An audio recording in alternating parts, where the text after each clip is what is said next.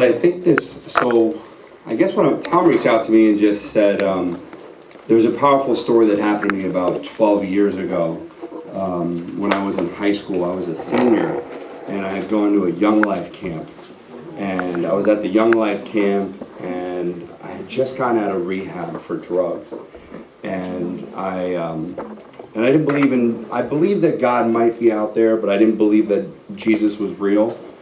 So this leader kept saying, you should give your life to Christ, and I was like, listen, if I don't see Jesus, I'm not going to believe in this stuff. I'm not going to give my whole life to something because it's written in a book. I actually have to see him, and that's it.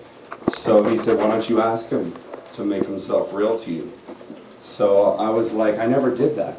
Like, I never really just took an intimate time alone and was like, God, if Jesus is real, prove it.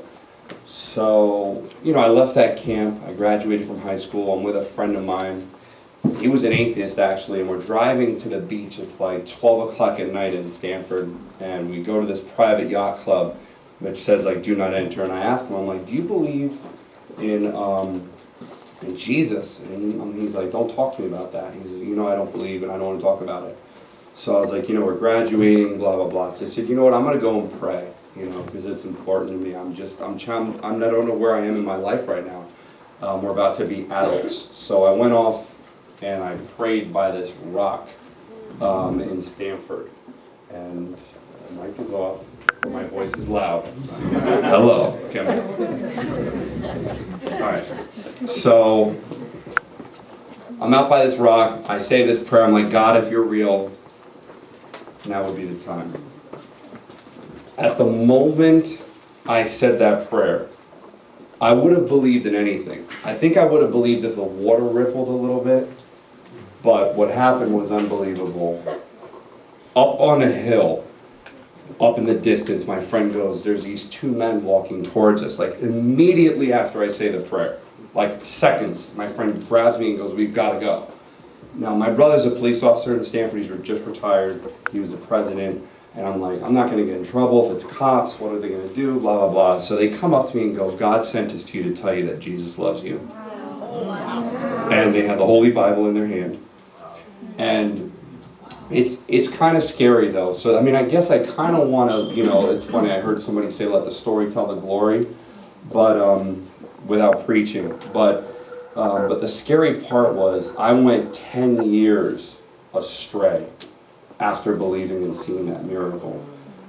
It's scary. It's another thing to know who Jesus is and have come to these Holy Smoke events and experience this stuff. But unless you wake up every morning and you can't breathe without Jesus, and you can't go to bed without him, and you can't wake up without him, it's just your life is empty. I got hired as a youth pastor 10 years ago for a church, and went astray from the faith, and it was horrible. And I had that Young Life leader reach out to me, who said, pray that prayer. And he said, you know what, I want to be honest with you. I was 30 years old. I'm 33, and he had said, I wasn't a believer when I was your Young Life leader. I go, what? He goes, yeah. He goes, the devil believes. Okay. And there's a difference from believing and following. And I just want to let you know that for like 10 years I was selling cocaine. It was horrible. And I was like trying everything. Women, drugs, alcohol, all that sort of stuff. And I just want to let you know that once I decided to give my life fully is when I really started to experience true life, miracles. I'm getting my master's degree right now. It's just, things are unbelievable. I could talk about amazing things. Money's been given to me, a lot of money. It's just been, I don't know where it came from. Just beautiful things have come into my life ever since fully giving my life to Jesus, and it hasn't gotten better. So I just want to encourage you all, tonight, if you feel like you're on the fence, if you haven't tried to ask Jesus and say, hey, listen, are you real? Prove it to me. Because once you have an encounter, because I kept coming back to that miracle. That's the only reason I got saved from drugs and alcohol. I stopped in one day. I didn't go to AA. I didn't go to rehab. I just quit after a 10-year addiction.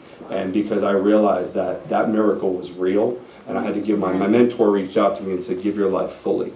So I think it's just important to make sure you know he's real for yourself.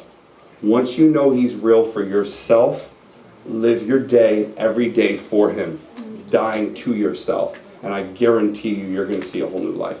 So thank you. Amen.